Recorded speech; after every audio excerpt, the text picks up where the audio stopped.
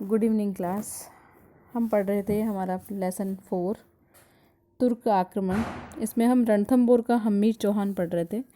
हमीर चौहान की अगर हम बात करें तो हमीर चौहान के समय इन्होंने एक व्यक्ति को शरण दी थी जो अलाउद्दीन खिलजी का ही एक व्यक्ति था, मोहम्मद शाह। इसी कारण से इसके कुछ युद्ध होते हैं। आज हम इसी में पढ़ेंगे हमीर की प्रारंभिक सफलताएं। जो हमीर जो शासक बना उस समय 1299 में अलाउद्दीन खिलजी ने उलूग खां और अरब खां और नुसरत खां इन तीनों के नेतृत्व में एक सेना भेजी रणथंबोर पर अधिकार करने के लिए। पर ये रणथंबोर पर अधिकार करने से पहले इन्होंने जो रणथंबोर की जो कुंजी थी यानी छोटा दुर्ग रणथंबोर के पास झाई, उस पर अधिकार करते हैं। ईसामी के अनुसार अगर हम बात करें तो विजय के बाद उलूग खां झाई का जो नाम है वो बदल करके झाई जो दुर्ग है उसका नाम बदल देता है, नौशहर रखता है।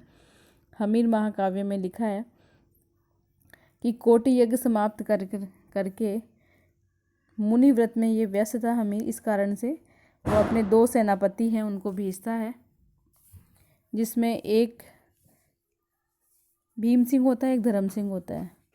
और ये दोनों प्रयास करते हैं और दोनों सेना को पीछे खदेड़ देते हैं, लूट का माल छीन लेते हैं। राजपूत जो सेना होती है वो शत्रु पर भयंकर हमला करती है और अलाउद्दीन खिलजी को पराजय का सामना करना पड़ता है।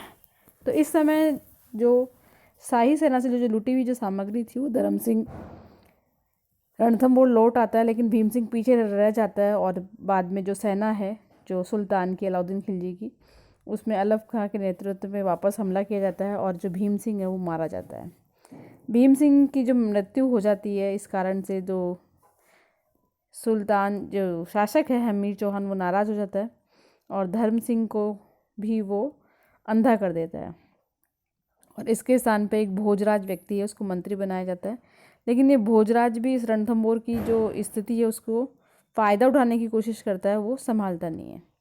इधर जो धर्म सिंह है वो हटाने के कारण कि हमीर ने मुझे हटा दिया है और भीम सिंह की मृत्यु का कारण मुझे बताया गया है, तो इस अपमान का बदला लेने के लिए वो भी बहुत सारे प्रजा से कर वसूल करता है।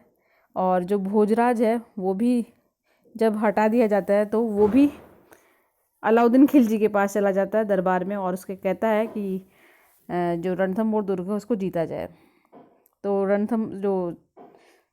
सुल्तान जो अलाउद्दीन खिलजी है वो सेना भेजता है एक, और हिंदू वाट की घाटी में दोनों में लड़ाई होती है और जो शाही सेना है वो फिर इस समय पराजित हो जाती है। यानी कि जो शुरुआत में हमीर है वो सफल हो रहा होता है।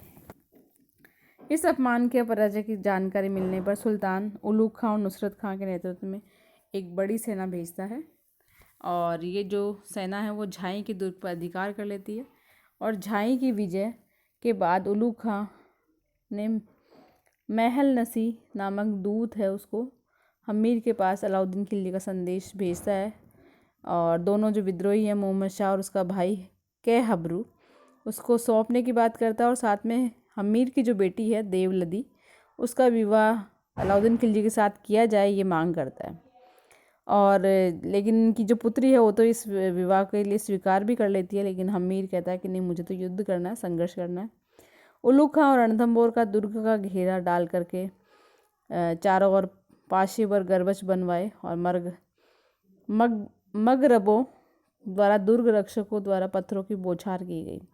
यहाँ क्या, इनके पास एक छोटा सा यंत्र होता है और उस यंत्र से पत्थर फेंके जाते हैं ऊपर से, भैरव यंत्र, टिकुलिया और मरकटी यंत्र, इनसे पत्थर फेंके जाते थे। तो एक पत्थर जो था वो नुसरत खां को जाके लगता है और उसकी कुछ समय बाद फिर मृत्यु भी हो जाती है।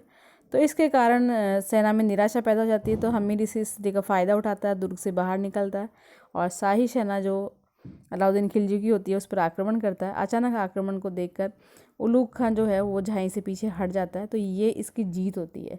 लेकिन इसके बाद अलाउद्दीन खिलजी स्वयं आता है आक्रमण करने के लिए और उस दुर्ग को जीतने का प्रयास करता है।